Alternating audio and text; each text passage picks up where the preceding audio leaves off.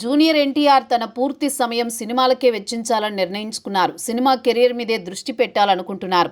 ఇతర అంశాలపై కనీసం మాట మాట్లాడినా అది సంచలనమవుతుందని తెలిసి పూర్తి స్థాయిలో కంట్రోల్లో ఉన్నారు.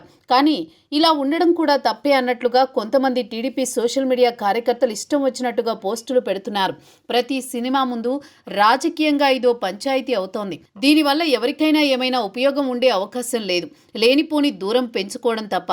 చిన్న వయసులోనే ఎన్టీఆర్ టీడీపీకి మద్దతుగా ప్రచారం చేశారు. కానీ ఆ వయసులోనే రెండు పడవల మీద కాళ్లు పెట్టడం మంచిది కాదని చాలా త్వరగానే తెలుసుకున్నారు. సినిమాల్లో సాధించాల్సింది చాలా ఉందని అనుకుని పూర్తిగా రాజకీయాలకు డిటాచ్ అయిపోయారు. ఎంతగా ఉంటే సోదరి కూకట్పల్లిలో పోటీ చేసినా మద్దతు ప్రకటించలేదు. కానీ వ్యక్తిగతంగా సపోర్టుగా ఉన్నారు. ప్రస్తుతానికి తాను రాజకీయ నీడలోకి వెళ్లకూడదని గట్టిగా ఫిక్స్ అయ్యారు. ఎన్టీఆర్ చాలా తక్కువ మాట్లాడుతున్నారు. ప్రీ రిలీజ్ ఈవెంట్లో చాలా స్పష్టంగా తన లక్ష్యం సినిమాలేనని చెప్పారు. అయినా ఆయన ప్రసంగంలో 1-2 మాటలు తీసుకుని రాజకీయాలకు ఆపాదించుకున్నారు.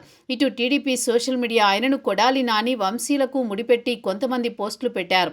కష్టకాలంలో స్పందించలేదని రజనీకాంత్ స్పందించారని చెప్పుకొచ్చారు. రజనీ 50 ఏళ్ల సినీ జీవితంపై శుభాకాంక్షలు చెబితే దానికి ఎన్టీఆర్కు ముడిపెట్టారు. ఇలా చేయడం వల్ల ఏమొస్తుంది? అదే సమయంలో ఇలాంటి రాజకీయాలు చేయడానికి ఎన్టీఆర్ ఫ్యాన్స్ ముసుగులో వైసీపీ కార్యకర్తలున్నారు. అలాంటి వారు గ్యాప్ మరింత పెంచడానికి ప్రయత్నిస్తూ ఉంటారు.